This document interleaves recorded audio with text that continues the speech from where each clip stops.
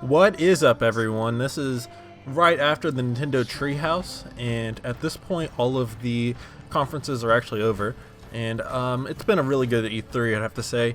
We started off with EA on Sunday at 4 p.m. Eastern Time. That was probably the worst out of all of the conferences, in my opinion, mostly because they didn't have any actual gameplay. They just showed things that were coming in the future. I mean, Mass Effect Andromeda will be coming out in Q1 2017, but that's really one of their only things coming out other than their sports games anytime soon. They did show a bunch of Star Wars stuff, but it was all developers actually making the games, just like they did a few years ago too, so that was kind of a disappointment.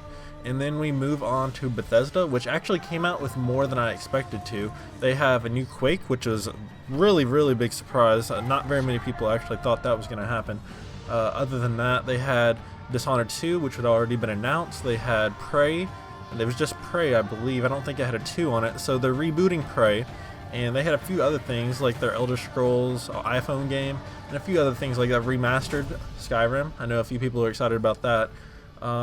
It was a pretty good show overall. Bethesda put on a good show for what they had. I know they didn't have that much stuff to show compared to other conferences. It was only an hour, so it was a pretty solid show overall. Let's see, the next day started with Microsoft, and this is probably where the biggest news of the show came from.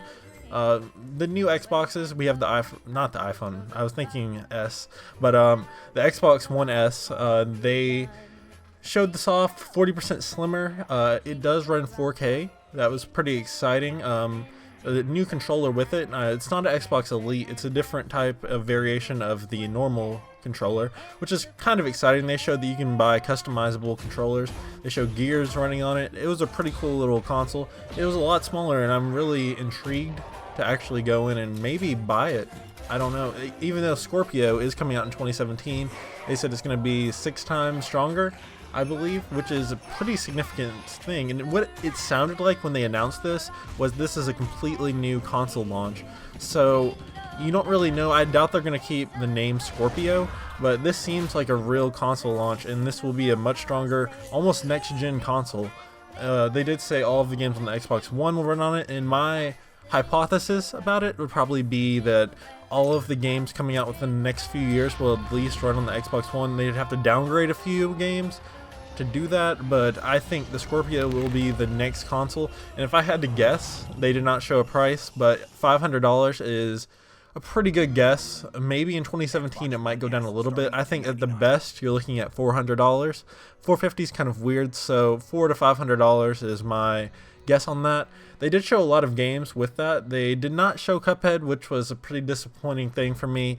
They showed, let's see, Dead Rising 4, they showed Horizon 3, they showed a lot of other stuff. State of Decay 2. They had a lot of really cool exclusive stuff, even though they're trying to move themselves onto the PC. So if you have a really nice PC, it's kind of hard to sell Xbox One to people that have really crazy PCs.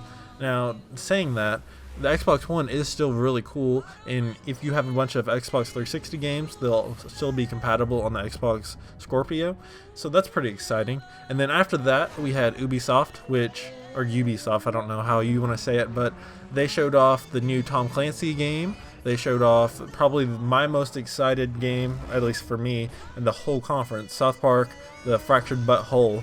That was probably the most fun I've had watching one of those trailers all show. Amazing show from them. Aisha Taylor, one of the best in the game. They did show more Watch Dogs actual gameplay. They showed there was a new Trials game come out. It had something to do with Blood Dragon. It actually came out at the show, which was pretty surprising. What else did they have? They had a few other things too. Let me think. Oh, For Honor. That looked pretty cool. Not really my type of thing, but it was pretty cool. And then at the end of the show, we had, I guess not the end of the show, we had Nintendo today, which didn't really have anything. Well, they did have Zelda, but that's it. We had Sony. Sony was kind of weird this year. They showed so many things, but I still feel like Microsoft got the biggest blows in the show because of the new consoles. But I think that Sony honestly probably had the better showing game-wise.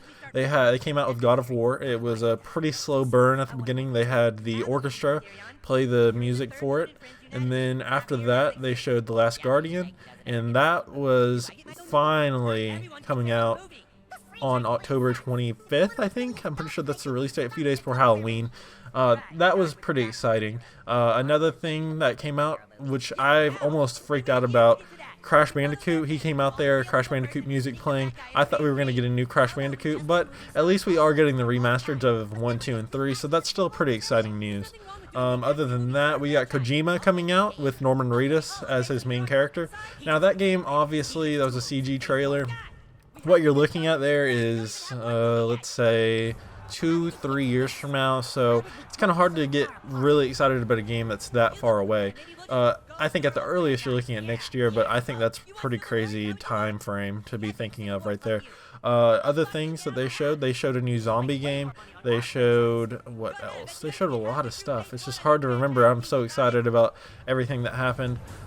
They showed, really, we had a lot of cool stuff overall on that show. We had Spider-Man, we had a lot of VR support. They showed off Resident Evil, which there's actually a demo out right now for Plus subscribers, so if you are a Plus subscriber, I'd go on PS4 and download that. It's the first hour of the game. They also showed Detroit Become Human. That was pretty exciting. They probably had 15-20 minutes of VR, which is to be expected. And they also showed a Rocksteady game. I don't know if it's an actual full game, but it's an Arkham game, some type. They didn't really say very much about it, but it still was something, at least. They had Final Fantasy 15 in VR, and they really had a lot of cool stuff at their show. Today, just ended about 30 minutes ago, we had Nintendo. They showed off Pokemon Moon and Sun, or Sun and Moon. That's really not my type of thing, but I know it is for some people, so I'm not hating on that. They probably showed 20-30 minutes of that, which really seemed like a little bit too much in my opinion. But then we had Zelda, which is obviously what they're here to show. It was really cool. Open world. They were showing just a small peek of it, I guess. There was just this one enclosed area that they were showing. Not very much story, not very much info about it, besides the name. I can't remember that right now.